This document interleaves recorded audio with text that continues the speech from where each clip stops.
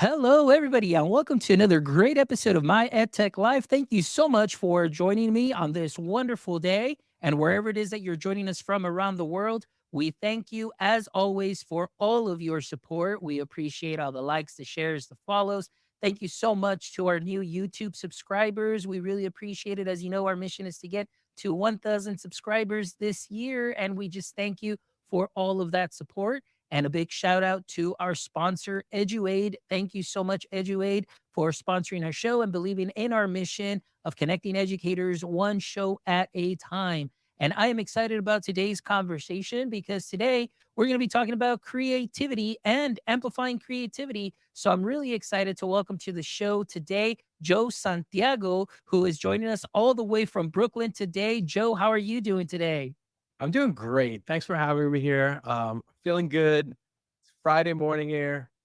And I don't know, just good summer. Good vibes all around. So thank you for having me. Awesome. Well, I'm excited. Thank you so much for being here this morning. As you know, I mean, this is kind of like a not necessarily last minute. I know I had reached out, we talked Mhm. about it, and it just so happened that it worked out that we get to do this show today. So I'm really excited to dive in into the world of creativity and just getting to know a little bit more about Joe Santiago. As you know, I get to see your Instagram account, and you and Jesse Lubinsky have so Mhm. much fun. Sometimes I Yeah, think it's a little too much fun. No, we do just have kidding. fun. Yeah, but it's great. You know, that's the wonderful part. And big shout out to Jesse because Jesse's been a guest on the show too, as well. So big shout out to him and the rest of the Adobe team. But Joe, let's go ahead and get started. So, for all our audience members that are joining us today that may not be familiar with your work yet, Mhm. can you please give us a little brief introduction and what your context is within the education space? Sure. So my name again is Joe Santiago. Right now, I am an Adobe Education Evangelist. So I focus on New York City, essentially sharing creativity with teachers across the city. But before that, I started years ago as just the tech, right? So fixing computers right out of college. Um, I worked for a school system for a little bit, and then this was around the time of 9/11. After 9/11, as a New Yorker, I was like, I think I need a little change. So at this time, my wife and I, or my new wife and I, decided we're going to move to Florida, move down there. And I did focus my career on technology. So I was a business analyst for a large healthcare system um, for about 7 years. 2 children later, my wife and I decided let's move back home because we needed a support system. And I did work in IT for a little bit, but then I had the opportunity to teach. So just even more backstory, I am the product of elementary school principal. So my mom was a principal for 20 years, teacher all her life, right? So from right out of college all the way to retirement, she was an educator. And my dad, came from Puerto Rico when he was 18 years old with no money, educated himself, got a couple of master's degrees, ended up becoming a guidance counselor. So that was kind of ingrained in my being, right? But because of that, sometimes you're like, I don't want to do that. My parents did that. I want to do something different. So I did have the opportunity to teach when I came back from Florida, and I was like, all right, let me try it and see how I like it. And what I found that it was like the most impactful part of my life. Just being able to reach out to students in such a way and connect with them. And my goal coming into the classroom was like, okay, if I'm going to do this, I'm going to do this like how I want to do it. I wanted to show real world experience to all my students. So I took that what I learned in working in technology, and I was a tech teacher. So my goal was like, I'm going to teach you what people really use, not what we think you use, but this is like what they're using. And what's funny is that even before I had formal education training, I have master's degrees at this point, but um, I focused on project-based learning even before I knew what it was called. So I knew like, okay, here's what we're going to do and here's how we're going to get there. And that was really interesting for me learning, like I went through my master's and I was like, oh, wow, this is a thing. So that was really impactful. And, through this journey, I met a couple of students who really molded, I guess, where I am now because I had this student, real tall guy. He was sixth grade, but like 5'11", big kid. And he would follow me around and ask me, hey, how do I fix these computers? So essentially he became my tech helper. And then from there, I had another student and another student. Long story short, I ended up, having 3 students in every class who were able to help me fix computers. I was the tech teacher, eventually the tech coach. And I had this little army of people who are my helpers. And it was amazing. And it was so interesting to see the empowerment. I also had like a select group of students who became sort of my pseudo homeroom because there were sixth, seventh, and eighth graders. It was mixed, but they would deliver computer carts. They'd make sure things were nice and tidy, fix interactive panels and things like that. But that was such an amazing thing. So from there, I became a tech coach through that process. Uh, I started doing some work with Google when I was in New York City, eventually becoming a Google trainer. And we would do these trainings for New York City educators for the level 1, level 2 exams. And we were very successful. So people took notice, and I got offered a job as an instructional technology director in the New York City public school system. As I was doing that, I decided to go for my administration degree to become a school administrator. And during that time, it was like a weekend intensive kind of course load. One of my professors kept asking me, he's like, "Hey, do you want to come work for me?" And I was like, like I'm in Brooklyn, he's in Long Island, so it's far. I was like, no, no, thank you.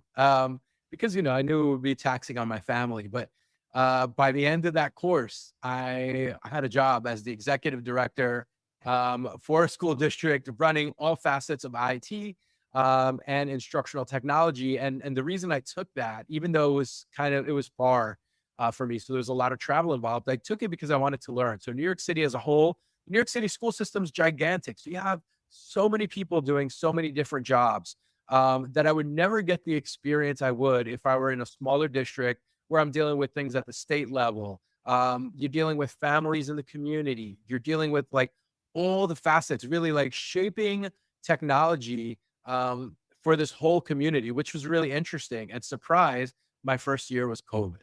So that was like, it was a shocking experience because I'm based essentially a baby administrator, right? Like when you're a school administrator, it takes like 3 years to kind of learn things because they tell you, in administrator school, they're like, hey, first year, you just kind of pay attention, see how to feel it out, see the things you want to change. Don't make changes right away. And then all of a sudden, the world changed for me. Um, so, I went essentially as an unknown into the school district, and all of a sudden, I have a seat at the table, writing the plans for the state of how students are going to learn. And, throughout that time, 4 years later, I meet Jesse at an event, and the rest is kind of just happened. So for me, timing was perfect. My wife was like, "Hey, I never see you. You're working a lot." As an administrator who travels a lot, you're talking 14-hour days easy. Um, so this was very timely for my family. And now this is kind of the best part for me because always the best part of for me teaching was that part, right? Not only kids, but adults. Like I love seeing people light up. And really, when I took the role as an administrator, my focus was like, oh wow, now I get to impact a large group of people with what I do. But I was a little wrong there because there's a lot of, there's paperwork, there are decisions. By 7 or 8 o'clock in the morning, you've already made 20 or 30 decisions. It's like it's almost unfathomable the amount of decisions you make. And that's why, like for educators out there, you see your principals at 4 o'clock, and they're like now they're starting to work.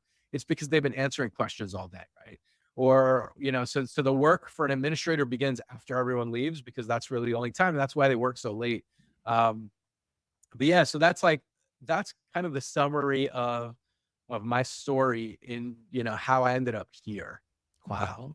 And that's a wonderful journey. I mean, you hit on so many things that I definitely want to unpack. Number one, like you said, one of the things that you mentioned, your parents being in education, you're like, I kind of don't want to do that.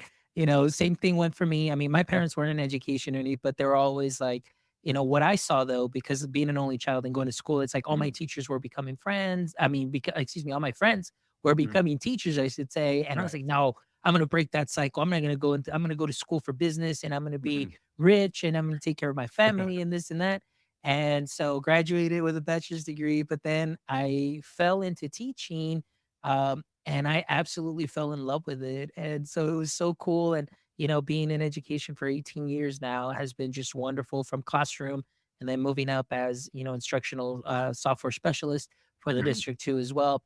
The other thing I wanted to touch on too is, like you mentioned, doing a lot of project based learning, which is really what I started doing a lot once I transitioned from high school to elementary.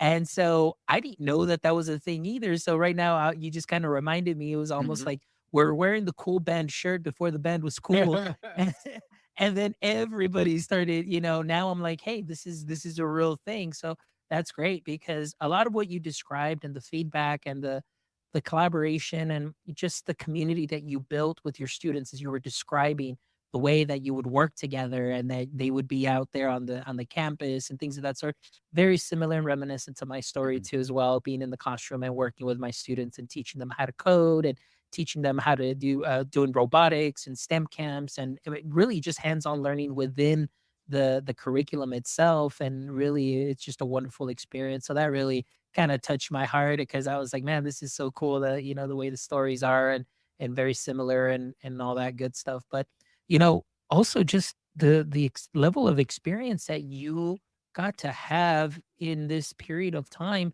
is something that is amazing. And one thing that I always admire from people is, taking a risk. And I know we're talking about creativity today. Mhm. And one of the things for me, as far as creativity, is taking those risks. But, Yeah. going back to what you were saying, when you're like, hey, I've got this job offer, but I don't know. And I don't know if I should, because you knew that there was, some of that downside, obviously, Mhm. family being very important. But then at the same time, sometimes those opportunities, as you mentioned, don't come too often. And then to gain that level of experience would be something very beneficial. So you jumping in and taking that risk, and now that opened up a door to be able to work with educators and be able to teach adults, which is something that we were talking about backstage, where I was like, I'm lucky enough that I get to do some of these Adobe Institutes with Claudio Zavala. So big shout out to So Claudio. awesome. He's But so great. yeah, he is. But it's great, like you mentioned, is just that, like, my heart fills up with joy when I get to work with educators and show them something new, but making it about them. I was like, I don't want you to think about this as something that you're going to take back and do right away on Mhm. Monday. It's like, I want you to work on your own creative expression, because sometimes we forget about Yeah. that a lot because of the curriculum. So let's transition Mhm. into that now. So you Sure. meet Jesse. Jesse says, hey, there's an opportunity here. So tell us a little bit about that, and then now some of the work that you're doing as an Mhm. Adobe evangelist to help amplify creativity.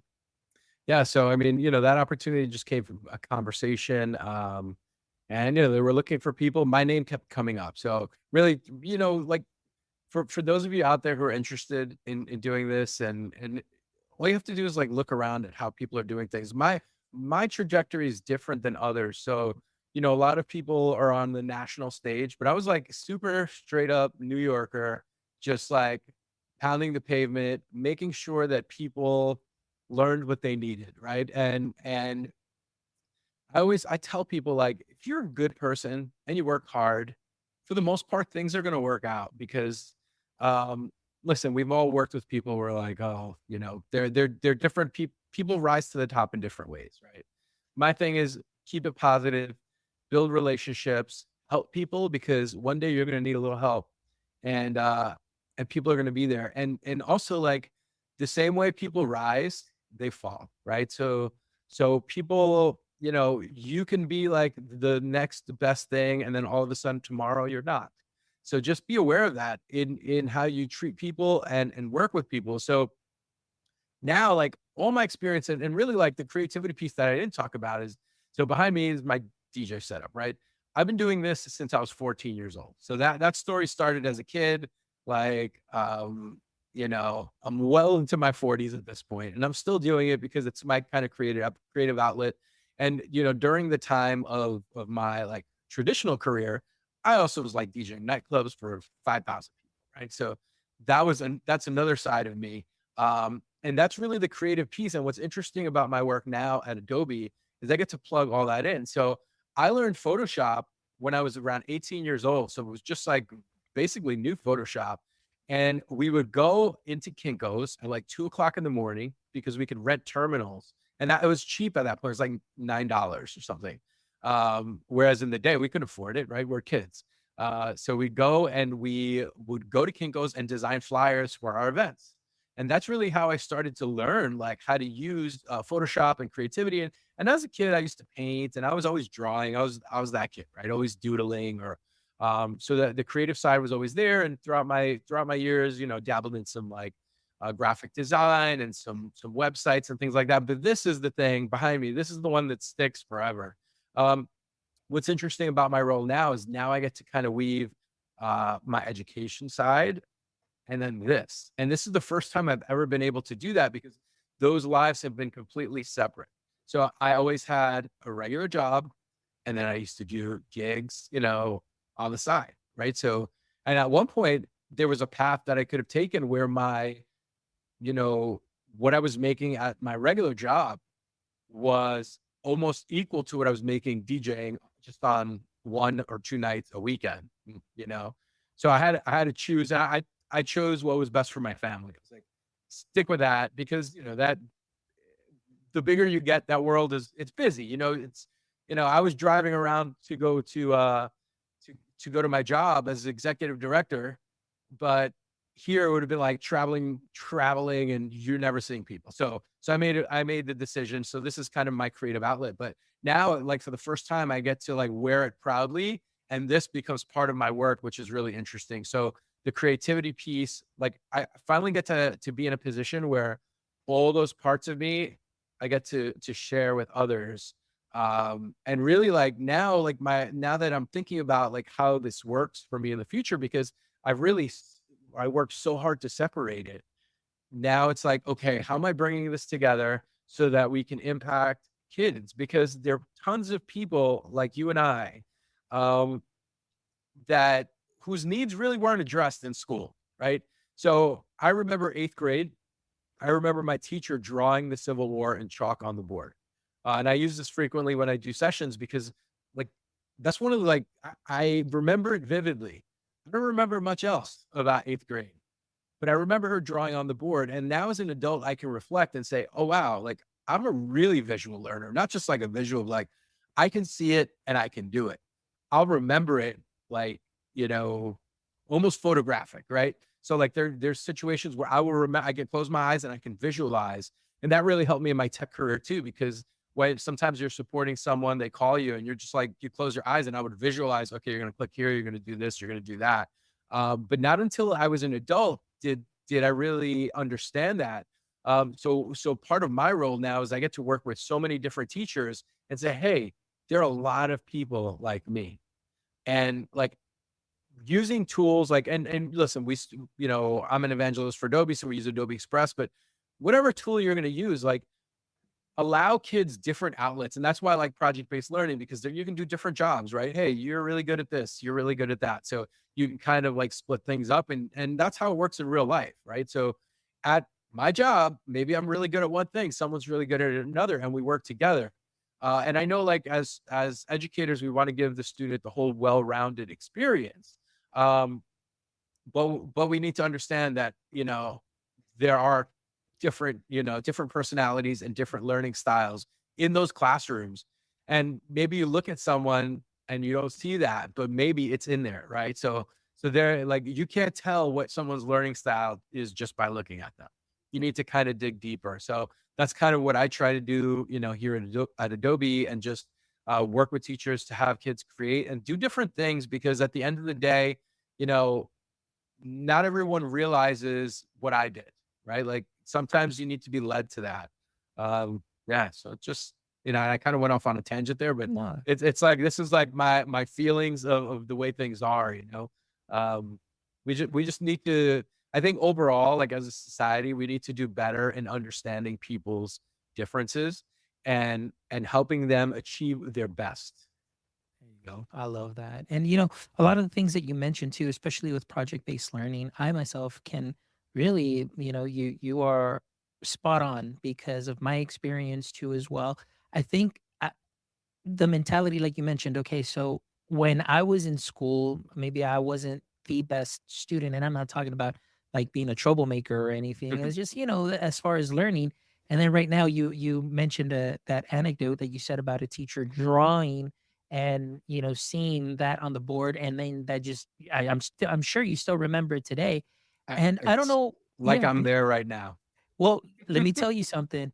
The only thing that I remember from high school, well, obviously I was in band, so I remember like a lot of the band trips Mm. and being in chess. But the only thing that I remember from a classroom, it was in ninth grade, and it was from a substitute teacher. Oh, wow. And so what happened is my biology teacher was out that day. Mr. Margot was out, and Mr. Rodriguez came in, who was a substitute teacher, but he was a former chemistry teacher. But so he came in, and what we loved about him is the way that he made us feel and the way that he made the learning fun. Now, I don't remember a lot of the lessons too because Mhm. he would go off on a tangent. Like he never did what Mr. Margot left to do. He's like, no, no, don't worry about that. Let me teach I've you got this. some of the real stuff that you'll need, which kind of reminds me of like, your approach and my approach in the classroom too as well. I always said, you know what?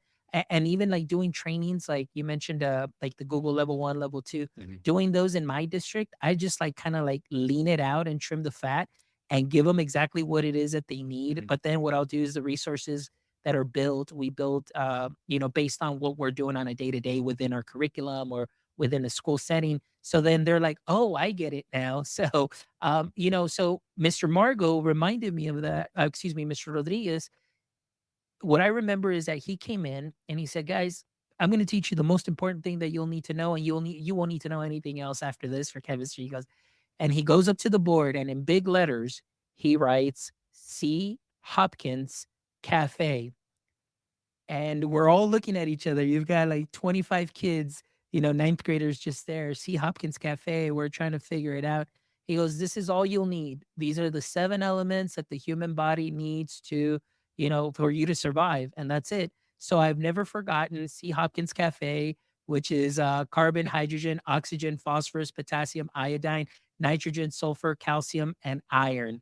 So I was like, that Joe is the only thing that I remember from That's the high secret. school. That's That's the wonderful. secret. But like you said, it's like being hyper visual in that sense that I never forgot. And, very similar to you, when I came in, I had sales experience because, again, I have a bachelor's in business administration. So I did business for about 2 years or about 2.5 years. And then being an only child, also going back, a lot of responsibility on me to be available to my parents to care for Mm. them too as well. And so, my dad went through some difficult time as far as health wise. He's well now. He's doing great. But during that time, I had to find it or transition into something. Say, hey, I need something that has more time where I'm available, and weekends off, and of Yeah. course, you get the some of the breaks. So I went into teaching, and so I think that a lot of that customer service approach when I went into teaching really helped out a lot because you mentioned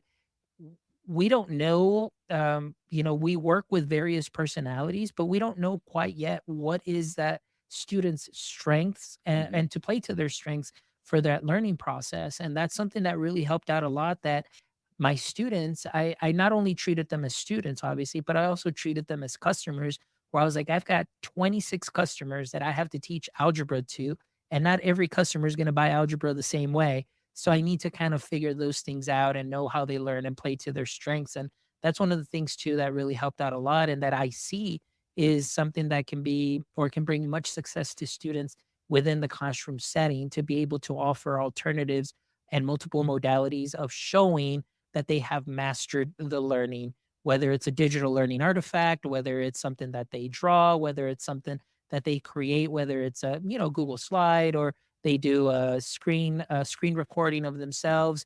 If you give them multiple modalities of sharing that with you, there's great way to assess that learning is taking place and you're playing to their strengths. And I got to see the fruit of that in a lot of students that would come in, being very shy. Maybe they're students that didn't like to, participate and speak up in front of the Mhm. class. But when you would give them an alternative, with a Chromebook, they would speak loudly through a Yeah. Google slide presentation that they created on their own. Or, they would record a little screencastify narrative of what it is that they're doing, or they would create a graphic and so on. And that's something that I think is I've seen the fruit of it, I've seen the success, and I absolutely agree with you in that sense. And so, when I go into these trainings too with, adults, it's also playing to their strengths and finding out what their needs and wants are. And it's so important. And that creative component now of now bringing in kind of that business side, that teacher side, but Yeah. also that creative side that you bring in your own personality into it and play to your strengths too as well is something that's wonderful when you get to marry all of the things that you love and bring it It, to your job. It's awesome. it is awesome. And just in you talking about strengths, what we like to say at our sessions is, hey, you're not going to walk out of here an expert. If you can learn one, two, three things today, that's wonderful. So, and I think that's something I think education does. They expect you to go to some sort of professional development session, or maybe you're in a professional learning community, and you're coming back and you're going to turnkey to the entire staff on Monday.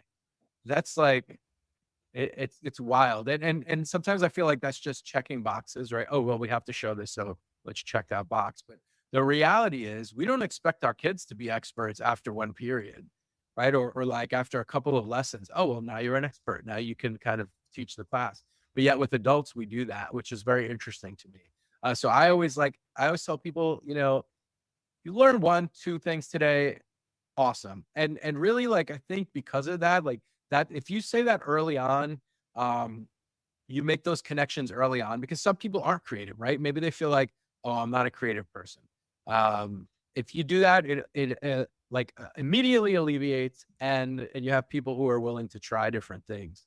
Um, I was just this is just something I've been thinking about as you're talking, but it's funny, like, you think of as a student, right? Kindergarten, you're drawing. You're still drawing up until probably like, I don't know, 6th, 7th grade.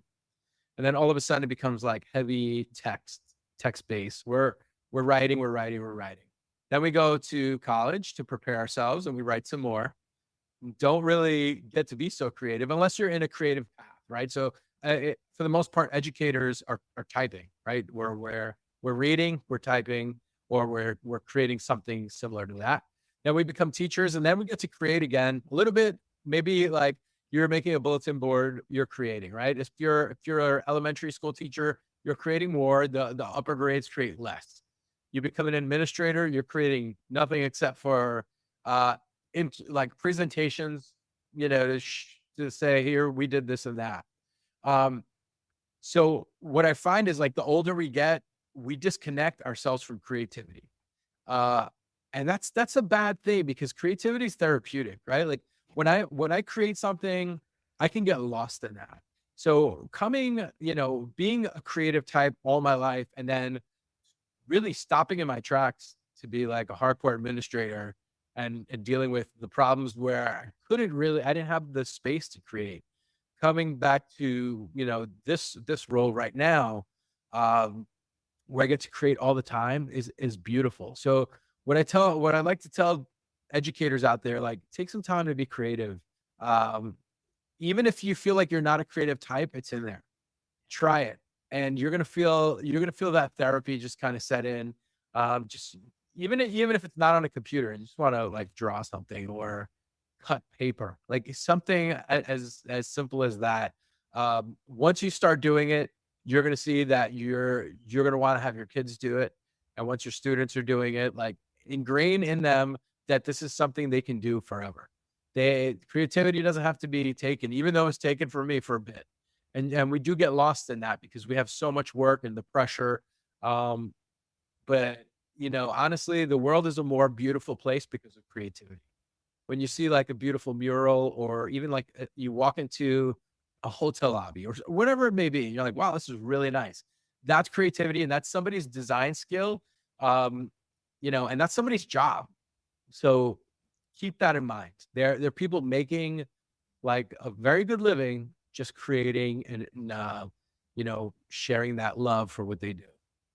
Absolutely. And I think that's very important. And I'll be honest with you. I mean, yes, as you get older, you kind of lose that because life happens. It's like, oh, you've got responsibilities and things of that sort. And, you kind of lose out on that. So that's one of the things that I love when I work with educators and we go to these institutes is I tell them, I was like, hey, this is for you. I want you to see how this can help you today, and I want you to be creative with your things, your ideas. It's like I know that we as teachers all the time we go to the trainings and it's like, okay, how am I going to tie this to my curriculum and do this? I said today, I don't want you to think about that too much. I want you to tie it into something that you love. And it's great when we do just even the first activity when we do either the remixable template on the about me Mhm.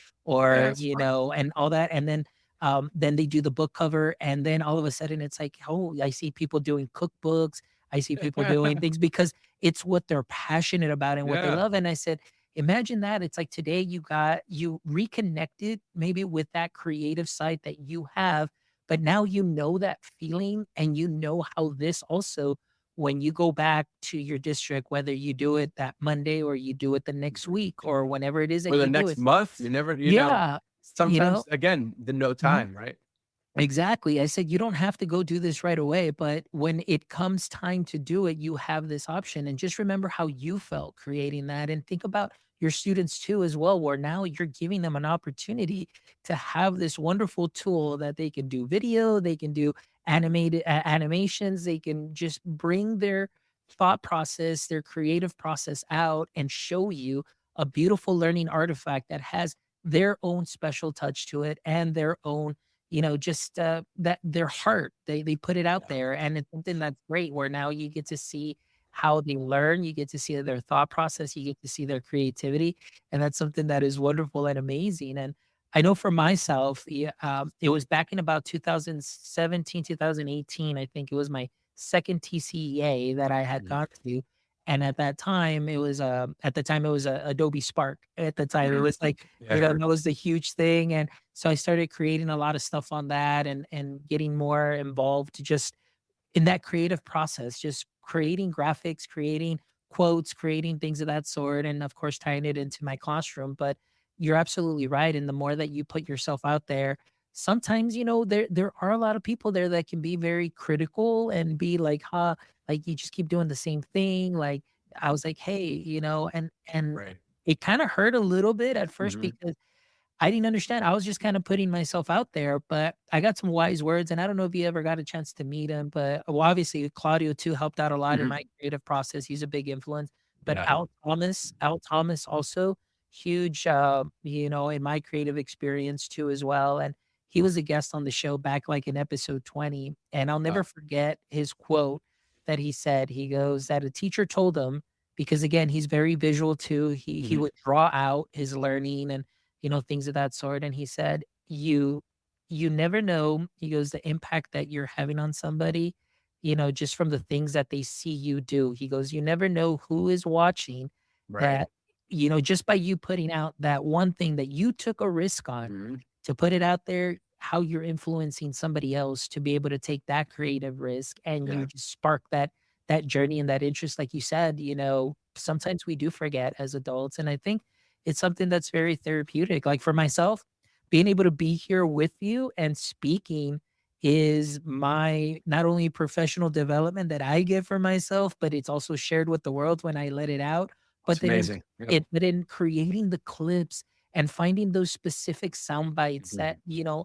I love searching for that and putting it out there to inspire people. And that to me is something that I absolutely love. And I really, this to me is like so beyond therapeutic. Like every time I leave a conversation, it just fills my bucket and I'm That's set awesome. for the day, the weekend, the week, because I keep revisiting and seeing like, the conversations and everything. And more than anything too, just for the people to benefit from it and putting that out. So yeah, I completely hear you, and Well, it's important work what you're doing. You're chronicling the stories of educators. You know, how many episodes so far? this this will be 284. So 284 stories that most people wouldn't get to hear. And thanks to you, they do. So thank you. Thank you. No, and I appreciate that. And it really means a lot to me because this is, like I said, amplifying voices and amplifying creativity is something that is definitely very important to me as well. So thank you so much for being a guest and the work that you're doing too.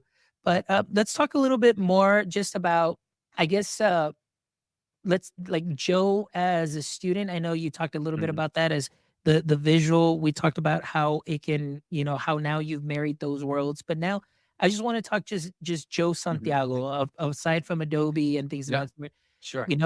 What is your creative process or your creative flow? Like what are the things that you are currently into just personally, Mhm, and how you ideate, maybe iterate, and just mhm. take some creative risks? Like tell us what it is that you work on your personal time. Yeah, so I guess the at the turn when 2024 hit, I wanted to I wanted to get really good at video editing. So that was like my current mission. And I don't know, I think you're probably the same type of person, but when I decide I'm gonna do it, I'm all in. Um, so I started working in Premiere and I knew a little bit of Premiere, but I ended up actually I got certified last week in Premiere. So I went and like I studied, I did all these different things, created all these videos, and I was like, I'm gonna learn this like top to bottom. So I learned that. So that's kind of been my latest mission. So right now, as of today, my next mission is to get really good with Illustrator because I love kind of vector. I love vector designs. I love the way they look and they're so cool. But coming from Photoshop from the beginning, Illustrator to me is like a different language because the toolbar is different. So that's what I want to learn right now. Uh, Personally, I've been working on my brand. So I created a logo for myself recently. Just my colors and just kind of deep diving on what that looks like. So as an administrator in a school, I was not, it was not okay for me to like be all over the place on the internet. I was kind of in the public eye. I could be in the newspaper at any minute. So it was very discouraged, like keep quiet on social media. So I worked really hard to like keep myself away from that. But now it's like me bringing up my presence, kind of showing what, things are, including like this room. So I reorganized this morning, this weekend. So now I can stand behind the turntables. I want to start recording some sessions there.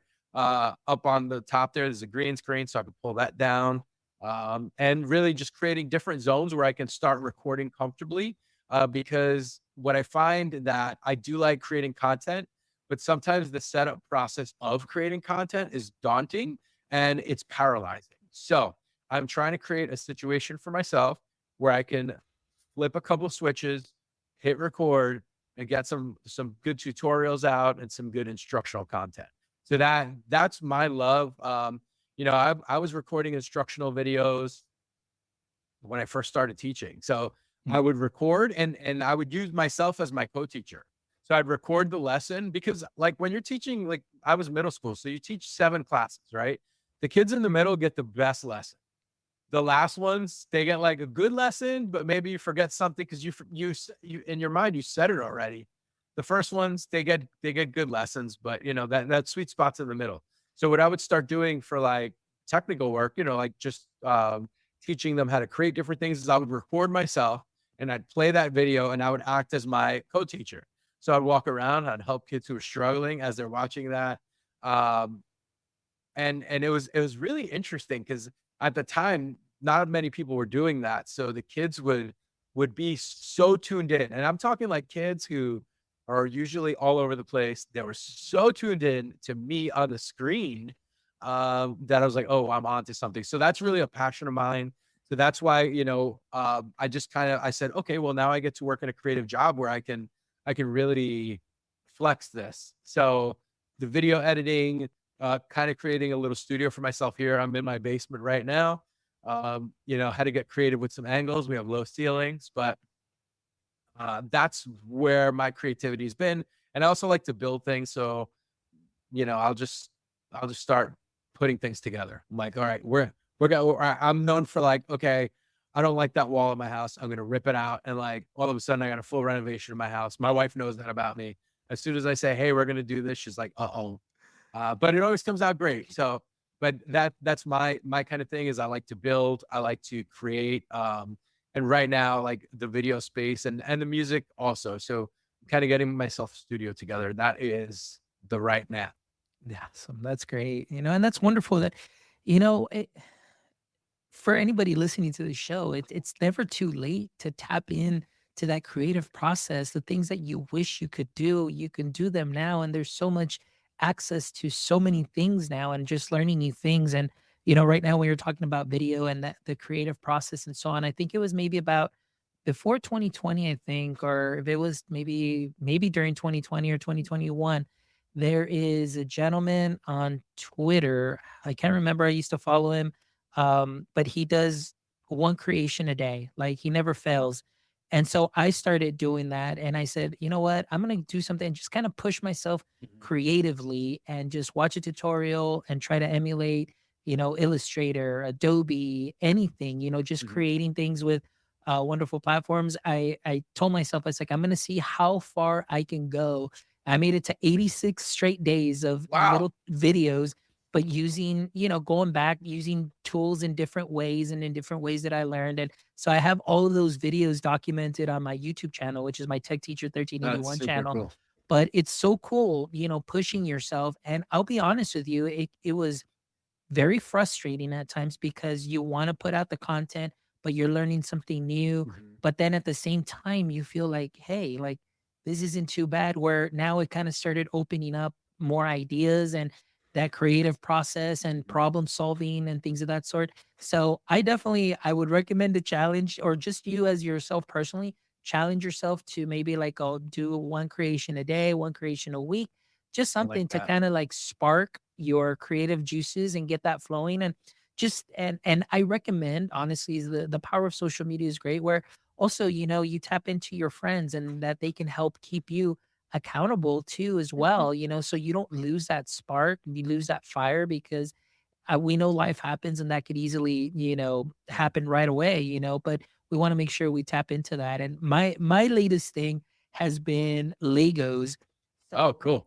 I absolutely love building Oh, Legos. that's a good one. So those are like my little projects that I have. And, I've That's got a great. huge wall. And so even then, like for me, I find it just as a hobby. I mean, yeah, it's already like like you already know what it's going to be, but just putting it together and just sitting there with your thoughts, and just Mhm. it's very relaxing, because then you also get some more creative thoughts too as well. And so that's one of the things that I've been into as well. But it's been great. And of course, having wonderful people such as yourself on that I follow on Instagram, and following each other and getting ideas, or just feeling inspired, or just, hey, cheering each other on, through the work that you're doing and that we're doing, is something that's great. And that's why I thank Claudio and Al Thomas and so many other Mhm. people, Jesse also on Yeah. Instagram, and a lot of great people that are putting out some great stuff to help inspire many educators out there, just in their personal creativity too as well. Yeah, it's interesting, the social media piece. So, I mentioned I was so disconnected from it, purposefully, right? Just because I had to. Um, but now, like, getting back into it, there's a whole community of people just like you out there. And, we could a lot of people consume social media for funny stuff. I do too. It's there's so many good things out there. But, like, for a professional learning community, you could create your own and reach out to people and comment, and they comment back. And it's like people that you admire. Um, maybe they like what you're doing too. And it's so interesting, like the conversations that happen there. So again, like, I'm an older guy. So for me, it's like tapping into that is very has been very interesting. And you know, it's been eye-opening. It's really cool. Like I have a great group of people that I've been communicating with who are creators and kind of share different things. So, another thing I do is I have a Cricut over there. So I've been making t-shirts and like fun stuff like that. But they're communities for everything you want to learn. There are people out there who will gladly share what they know.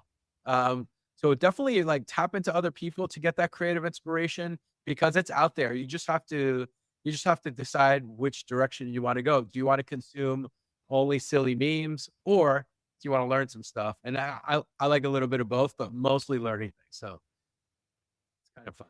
Yeah, absolutely. Well, Joe, it's been awesome having you on the show. I really appreciate it. This is definitely a really bucket filling conversation. Like I said, I Thanks. just also being able to speak to you and just finding a lot of similarities in our stories, and obviously too in the classroom experience, and then in the creative space, is wonderful too. And it's no wonder that you're putting out some great stuff. And and it's no wonder that I follow you too as well, because we've got a Thank you. lot of things in Yeah. common. But I really appreciate you just being open, sincere, and genuine about your journey, the creative components that played into your journey, and how you're able to marry all of those wonderful worlds that you love together in one space, working for Adobe and going out and sharing that love of creativity and amplification of creativity with so many wonderful educators in New York. So thank you so much for the work that you Oh, thank continue you. to do.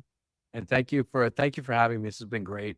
It's this has sparked a lot of thought for me. So I'm sure a lot of creative ideas will come just from this conversation. And thank you for helping me tap into that creative outlet. So I really appreciate it. It's been wonderful.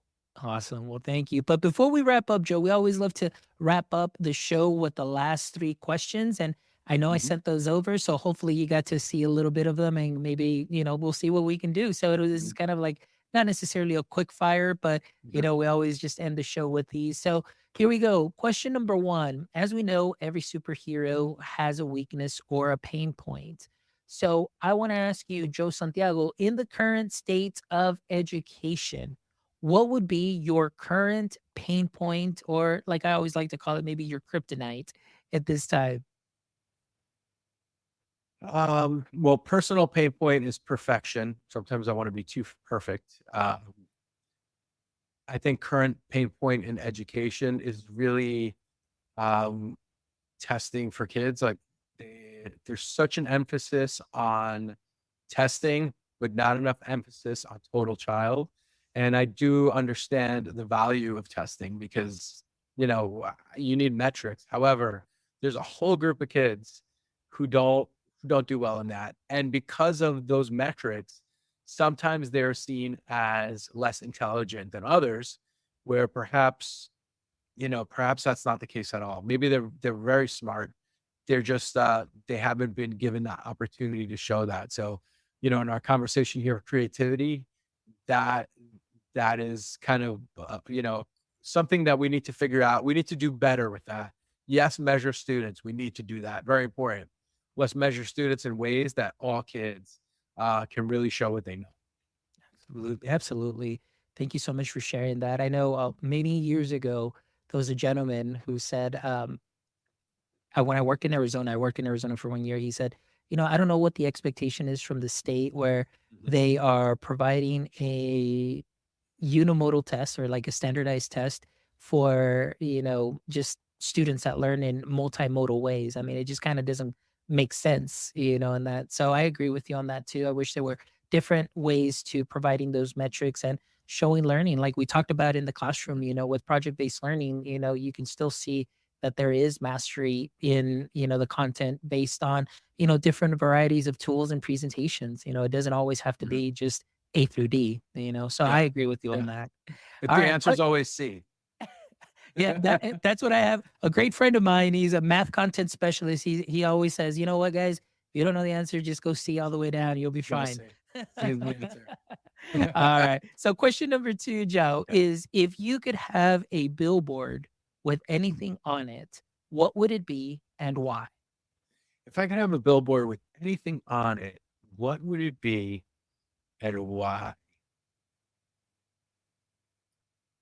I don't know. I've the thing I see is just like a bunch of kids creating, like, um, just again, like take that last statement about testing and like kids creating, but like if we could create such a billboard that would have such an impact on people to say, yes, we need to change that. That would be that billboard, right? Showing like the benefits of all different, careers and I don't know. We focus a lot on college, but and I think for most people it's the right thing to do. I have friends that are very successful without that, but we have a whole group of like vocations that need attending to, who are making wonderful livings.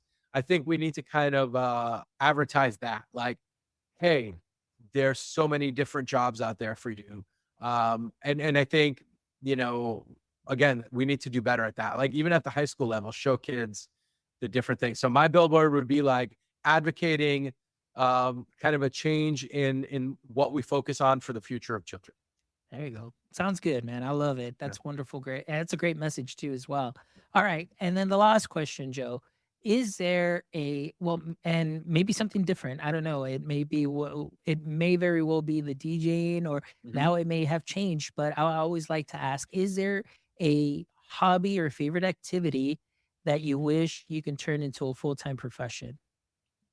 I mean, honestly, I have so many. You know what I would do? Like if I had to just drop everything, I would renovate houses.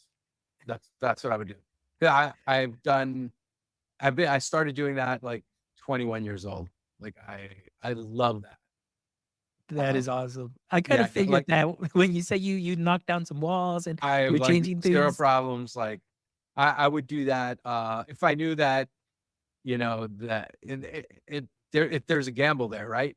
When you start doing things like that, it could cost thousands and thousands of dollars in materials. Not even like a month, right? So not even like um, the basics. You just bought tiles, they cost you $20,000. So so if I knew like things would be okay with that and I could survive really well, that would be the place I would go. I actually thought Definitely. about it this morning. Definitely. I can see Interesting. that, you never know, it's never too late. Like we're talking about the Mhm. creative process. It's never too late. I'll be on the lookout for the Joe Santiago renovation show. Hey, You never no, we can know. do that. That's a Yeah, thing. That there might be a could thing. be a thing. There could be a thing. And then that'd be amazing. So I could definitely see that. But Joe, again, thank you so much for spending your morning with me, sharing your story, amplifying creativity and inspiring so many of our listeners that are going to be catching this episode. So episode 284 of Woo-hoo. like I love the way that you put it, being able to chronicle and amplify stories that otherwise may have not had the opportunity to be heard. I never thought about it that way. So thank you so much for It's saying like that. it is. It's you're creating a library of stories, of educators. That's a story in itself because if you think of COVID and beyond, right? Like that story has shifted the way we talk about a lot of things, and really, like you are the time capsule in what you're doing. So That that's is awesome. awesome. That's That is. awesome. Thank you so much. And for Bro. all our audience members, thank you so much, as always, for all of your support. If you're catching us right now, please make sure you also jump over to our website at myedtech.life, myedtech.life, where you can check out this amazing episode and the other 283 amazing episodes with creators, educators, professionals, founders. We've got a little bit of everything just for you. And I promise that you can take some of those knowledge nuggets and sprinkle them onto what you are already doing great. And if you haven't done so yet, please make sure you follow us on all socials at My EdTech Life. And don't forget, jump over to our YouTube channel, give us a thumbs up, subscribe to our channel. Our goal is to get to 1,000 subscribers, and we are almost there. So thank you, as always, for all of your support. And my friends, as always, until next time, don't forget, stay techie.